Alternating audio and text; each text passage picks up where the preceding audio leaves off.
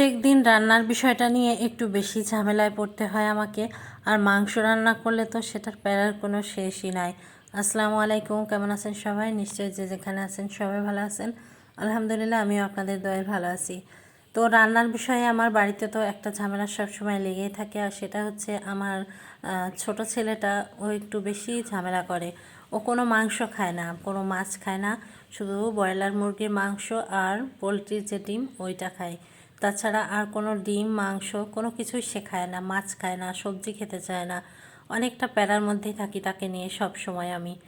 তো আজকে বাসায় মেহমান এসেছে, তো গরুর মাংস রান্না করছি। আগেও অনেক কিছু রান্না করেছি, মাছ রান্না করেছি, ডাল রান্না করেছি। তো সবটা তো একা হাতে রান্না, ভিডিও সব কিছু শেয়ার করা সম্ভব হয় না।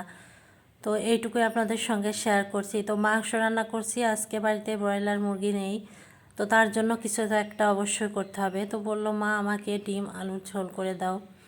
তো তার জন্য ডিম আলু ঝোল করছে আর কি। ওই যে আমার দুইটা চুলা, ওই চুলাটাতে বসাই দিয়েছি আর একটা কড়াই দিয়ে। তো ডিমটা তো লবণ দিয়ে ভেজে নিব, নিয়ে তারপরে তেলের ভিতরে পেঁয়াজ বেরেস্তা বসাই দিব। তো গরুর মাংস অন্যদিন আমি প্রেশার কুকারে পানি ছাড়াই রান্না করি বেশিরভাগ সময়, কিন্তু আজকে কড়াইতে দিলাম। গতদিনও রান্না করেছিলাম কড়াইতে দিয়েছিলাম, কারণ কড়াইতে রান্না করলে মাংসের একটা আলাদা টেস্ট আসে, আমার কাছে অনেক ভালো লাগে। মেজবানি মাংস যে রান্না যেরকম টেস্ট হয় আর কি, কড়াইতে বারবার নেড়েচেড়ে রান্না করলে ওরকম একটা টেস্ট আসে। তো আমার ভিডিওটা যদি আপনাদের ভালো লেগে থাকে তাহলে অবশ্যই লাইক কমেন্ট শেয়ার করবেন, পাশে থাকবেন। ও তো প্রথমে আমাকে বলেছিল যে মা আমাকে ডিম আলুর ঝোল করে দাও, তো আমি সেভাবেই রান্নাটা করছিলাম, কিন্তু বেঁকে বসে রান্নার মাঝপথে গিয়ে রান্নাটা প্রায় শেষ, সেই মুহূর্তে এসে বলতেছে মা আমাকে তুমি ডিম আলুর ঘাঁটি করে দাও। তো কি আর করা যাবে, মানে একটু বেশি বায়না করে আর কি। তো যাই হোক, কিছুই করার ছিল না। তো ওই আলুগুলাকে আমি এই খুন্তিটা দিয়ে একটু কেটে কেটে ভেঙে দিয়েছি, দিয়ে তাকে মন বোঝানোর জন্য তাকে আলুর ঘাঁটি করে দিয়েছি ওইভাবে আর কি। তো খেতে একেবারে খারাপ হয়নি, মাশাআল্লাহ ভালো হয়েছিল।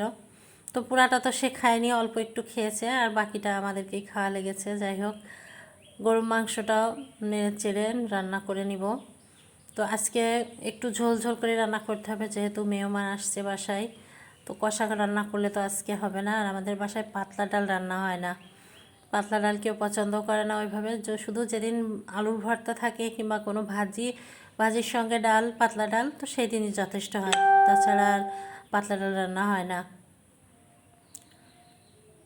তো ডিম আলুর ঝোলের জন্য এই যে খুন্তি দিয়ে একটু ভেঙে ভেঙে দিলাম, দিয়ে ঝোলের পানি দিয়েছি। এদিকে মাংসটাও রান্না হয়ে গেছে।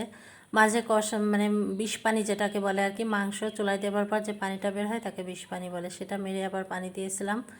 তো আজকের মতো এখানে রাখছি, সবাইকে আল্লাহ হাফেজ।